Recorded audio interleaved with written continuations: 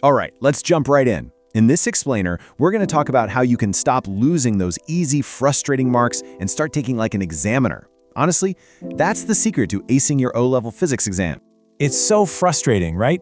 You know the material, you Study the formulas, but your grade just doesn't seem to show it. Well, here's the thing. The problem probably isn't your knowledge. It's about learning to spot and avoid the sneaky little traps that are built into the exam questions themselves. Okay, trap number 1. This is a big one, and it catches so many people out. It's all about mixing up concepts that look really similar, like evil twins, but mean totally different things.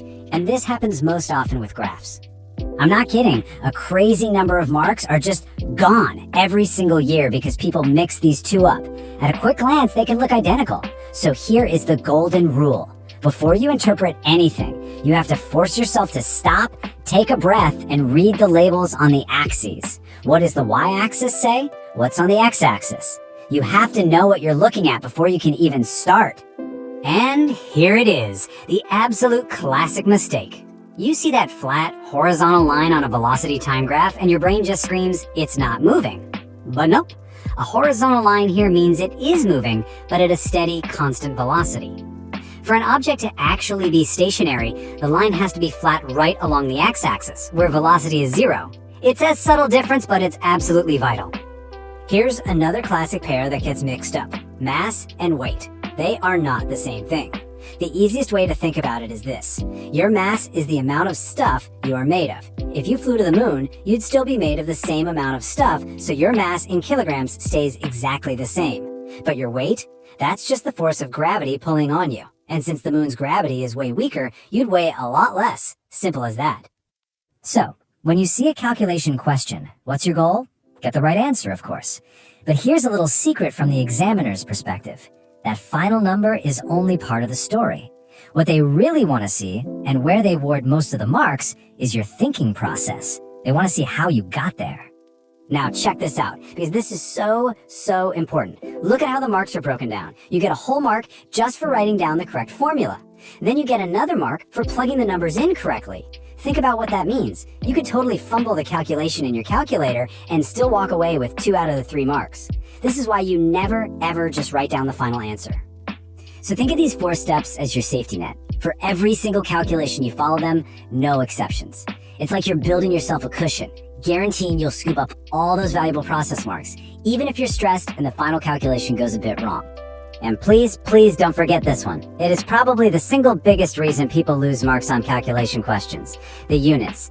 Examiners are sneaky. They love to hide a value in grams or centimeters just to check if you're paying attention. So make it a habit. The very first thing you do is scan for units and convert them.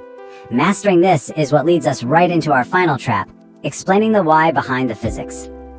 Alright, if you're aiming for those top grades, you really have to level up. It's not enough to just state a fact or a definition.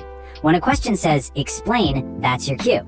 The examiner wants a story. They want you to connect the dots and show them the logical chain of events from A to B to C. This quote right here, this is pure gold. It's basically the secret recipe for a perfect explain answer. It shows you exactly what they're looking for when they ask about car safety.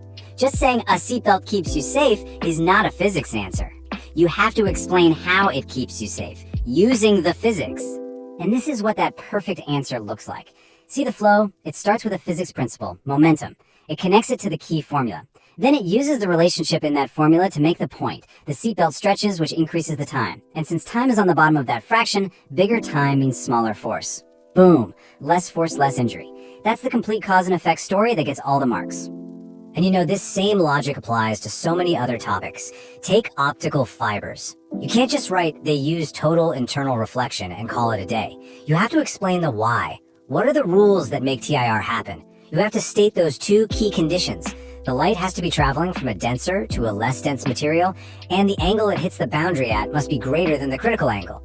You're showing that you don't just know the term, you actually understand the physics. Okay, let's pull all this together into a practical tool. Think of this as your quick mental checklist to run through in the exam. It'll help you make sure you're avoiding these common traps and, well, thinking like the person who's going to mark your paper. So, the big takeaway here is that using a checklist like this isn't about memorizing more facts. Not at all. It's about fundamentally changing your approach.